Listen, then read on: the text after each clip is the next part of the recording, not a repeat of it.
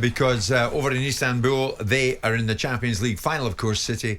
Is it the final leg of the treble? One would hope it is, and they're up against Inter Milan. But Simon, are Manchester City okay? Recognised right now as the greatest side in world football, are Manchester City now the biggest? I mean, are they now close to matching Manchester United, Liverpool, Real Madrid in worldwide iconography? If they're not, how close are they to achieving that? The reason I say that, the prize money from the Premier League, the FA Cup, Champions League, added to commercial and matchday income, will see City's revenues surpassing £650 million, a Premier League record, and it sees them sustain their position as the richest football club in the world. So there we are. They've got to be the biggest, haven't they? Well, I always find this a strange phenomenon. What does the richest mean? Does it mean you've got the most money? Does it mean you do the biggest turnover? Because if your wage bill is 400 million quid and you're only breaking even on a turnover of 650 million quid, does that make you the richest? No, it just means you've got the most revenue coming in. I would have thought the richest was the amount of money you're actually worth rather than the amount of money you generate. Look, Man City are well on their way to establish themselves as a football club that people around the world will view differently than one that's just been created by Sheikh Mansour. They're on that journey and they're building up these relationships, but they are still, to Manchester United's Ferrari, they are the Red Bull of the version. Yes, they are. No chance. Yes, still, they are. You can't argue that they are still. You can't honestly argue that they are still. If you look at Man United in 2018-19, didn't win the league, did a turnover of 627 million at a time when the distributions in the Champions League were less, didn't get to a Champions League final, did 627 million in 2018-19. Man City. But that's then. This is now. But we're talking. If we're going to compare, we need to compare on a proper basis. If we're going to suggest that 650 million is a certain criteria that we're looking at, if United did 627 million at a time when the distributions were less, there was less revenue around. Imagine what United would do if they were back on top again.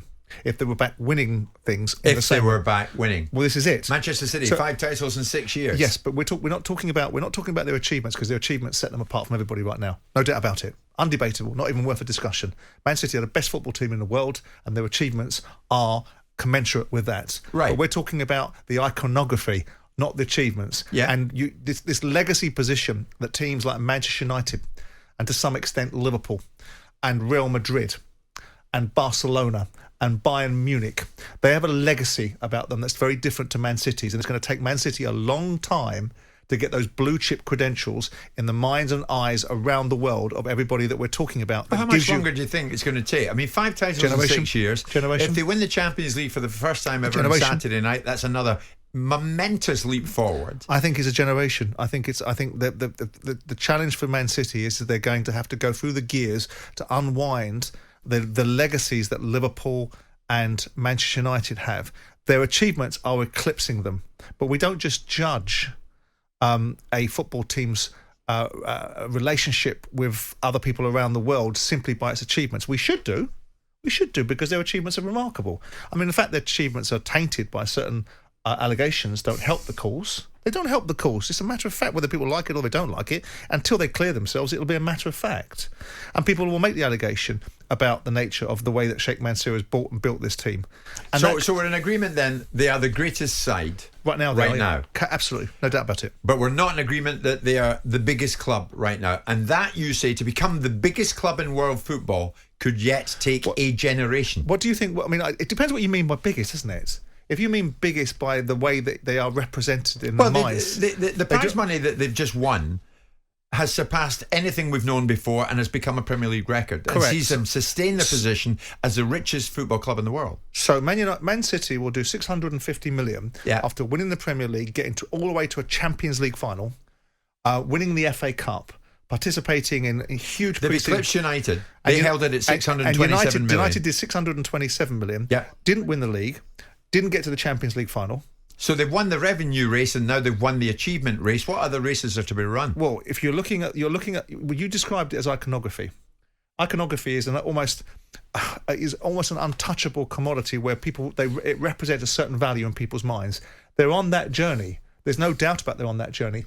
But you've got this situation with Manchester United that goes all the way back to the Busby Babes and forward to this unique football club that can generate revenues and generate interest and have values, you wouldn't sell Manchester City.